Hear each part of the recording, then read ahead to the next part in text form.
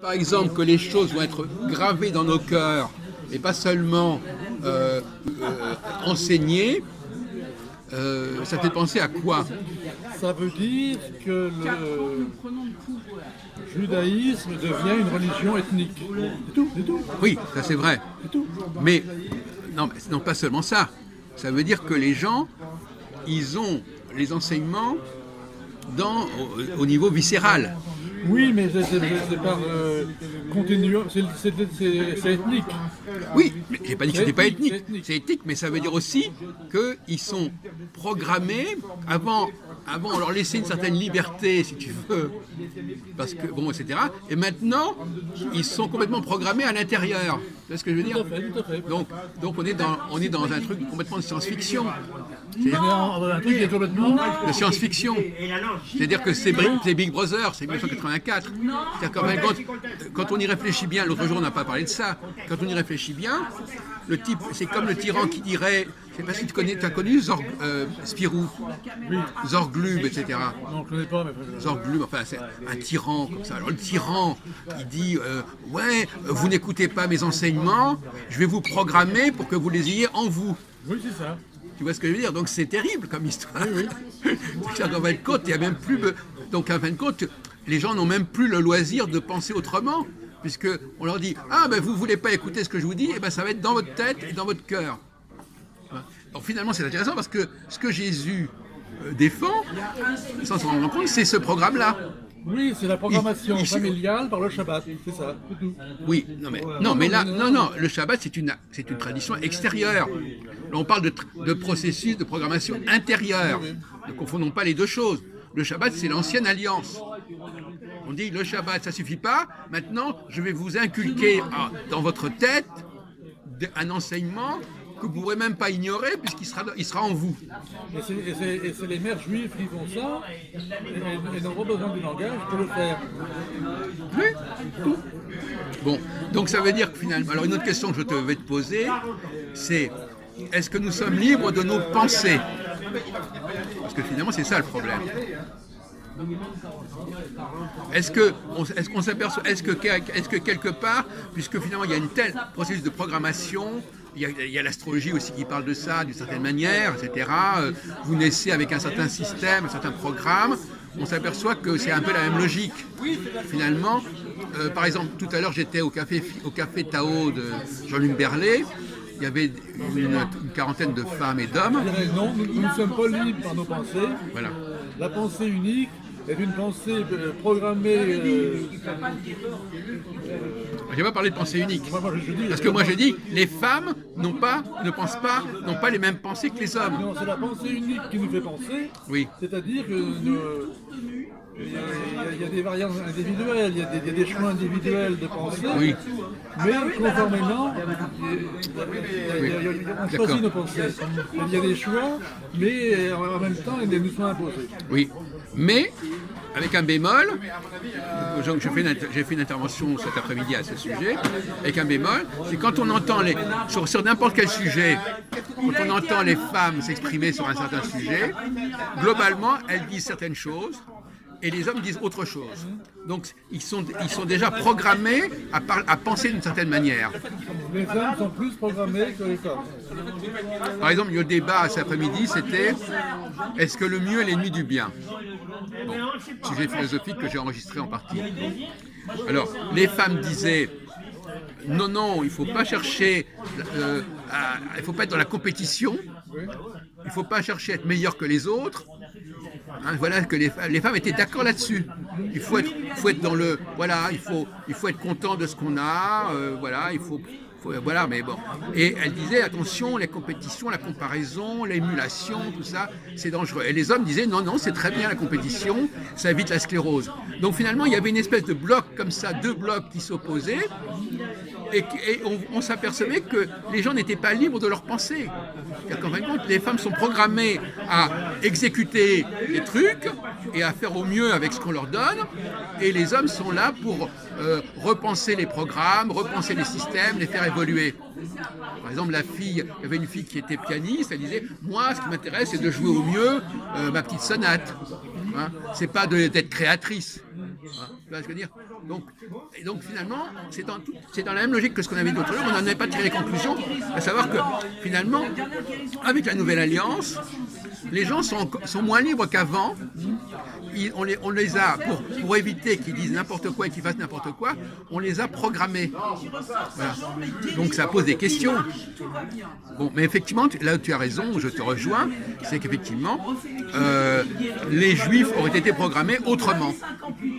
Ils ont été dans leur cerveau, dans leur cœur, mais quand on dit dans leur cœur, ça en fin de compte dans leur subconscient, ils ont été programmés d'une certaine manière par leur Dieu, et ceux qui n'appartiennent pas à cette catégorie, ils n'ont pas cette même programmation. Voilà. Donc les Juifs ont une programmation particulière qui leur permet de faire certaines choses que les autres nations ne peuvent pas faire, et inversement. Donc déjà, il y a des programmations, les femmes sont programmées différemment des hommes, les Juifs sont programmés différemment des autres non-Juifs, et donc quand les chrétiens prétendent qu'on peut devenir, ils vont pouvoir entrer dans cette nouvelle alliance, ils se mettent le doigt dans l'œil. Voilà.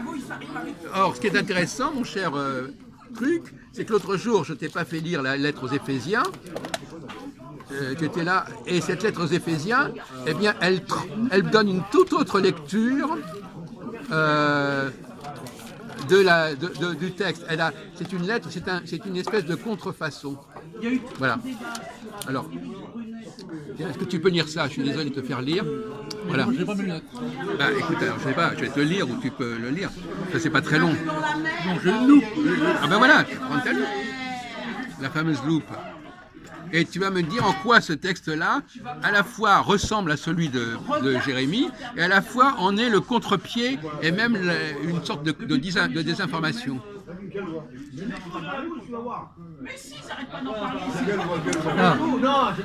Juifs et non-juifs forment un seul peuple. Voilà. Qui c'est qui a dit ça? C'est Paul.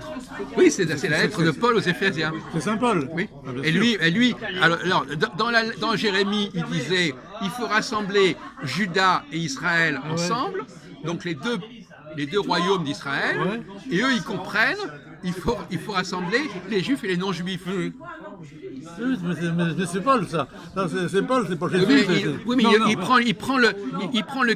Il reprend le même texte. Oui, mais je te dis, ça c'est Paul, c'est pas Oui, je Jésus sais. qui fait ça. J'ai pas dit que c'était Jésus. Moi je dis que c'est Paul. Non, mais j'ai pas dit contraire, ça s'appelle. Bien entendu que c'est Paul. Mais ce qui est intéressant, c'est qu'il modifie le texte carrément. Les Juifs portent la marque de la circoncision sur leur corps et ils aiment s'appeler les circoncis.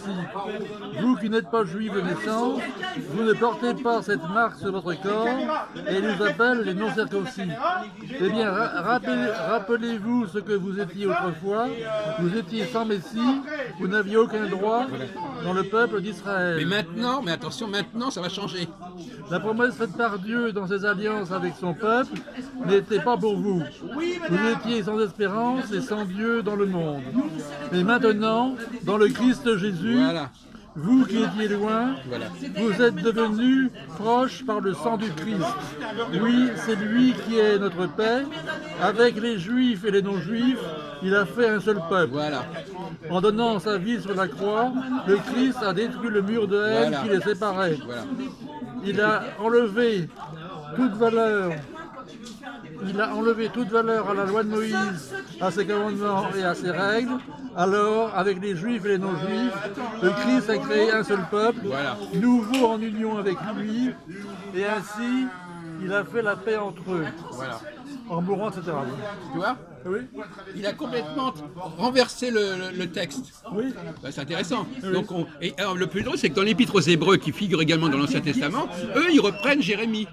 Donc, selon le morceau que tu lis du Nouveau Testament, tu as les deux versions qui cohabitent.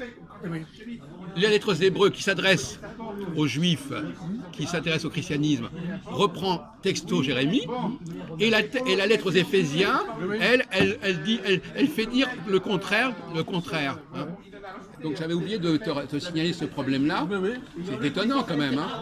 Donc il reprend le texte, mais c'est une contrefaçon typique. C'est-à-dire il reprend le texte, il s'agit d'unir deux peuples, sauf que dans Jérémie c'est le peuple de Juda c'était deux peuples qui appartiennent au peuple juif, tous les deux.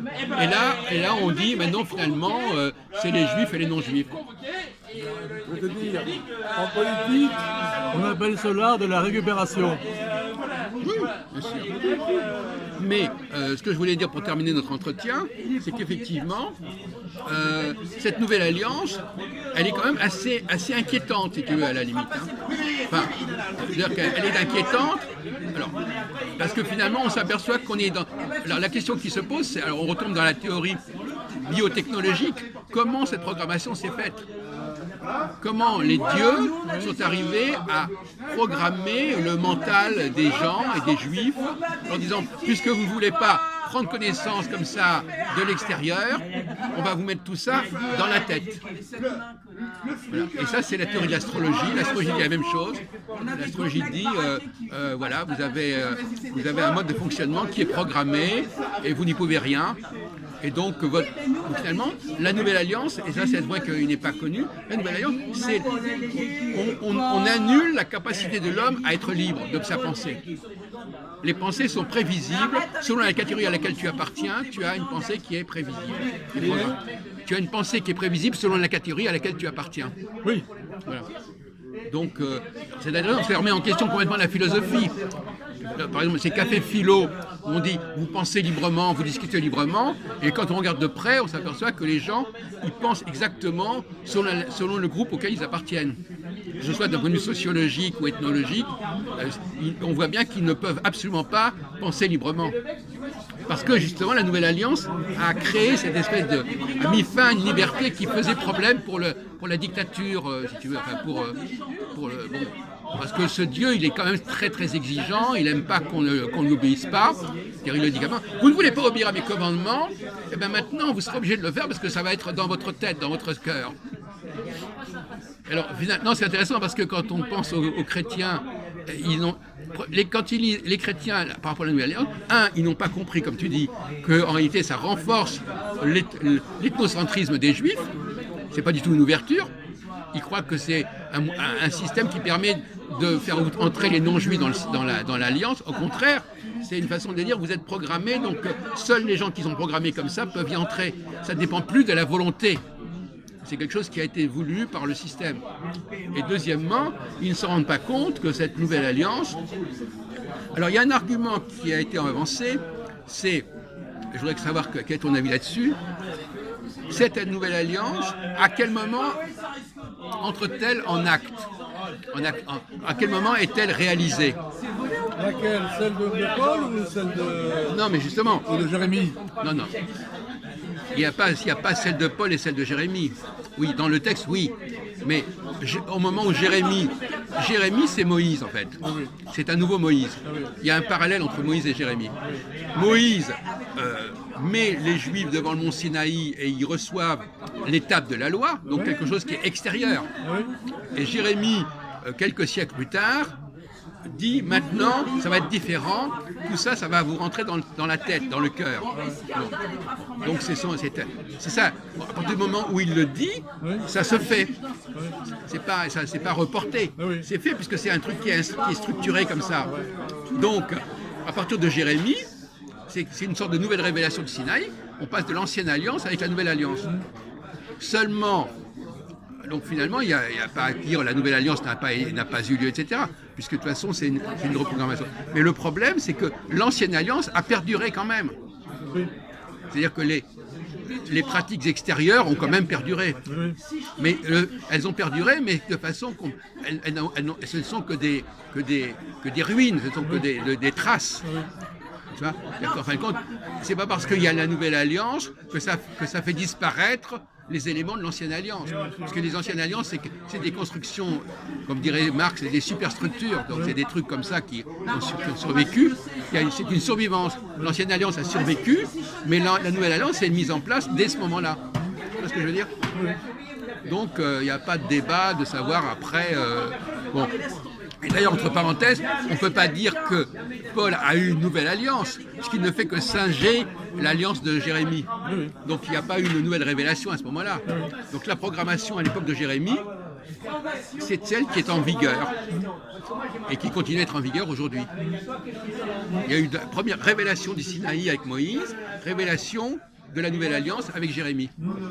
Voilà, ce sont deux textes fondamentaux. C'est pour ça que le texte de l'Exode et le texte de Jérémie sont des textes fondamentaux. Alors ce que les gens ne comprennent pas, parce qu'ils n'ont pas la mentalité astrologique subconsciente, ils ne comprennent pas que c'est quelque chose qui est imprimé en nous et qui ne dépend même plus de notre volonté. Mais toi, de profil, pour dire le contraire. Voilà. Regarde le chiffre qu'il a. Mais non, il a le nez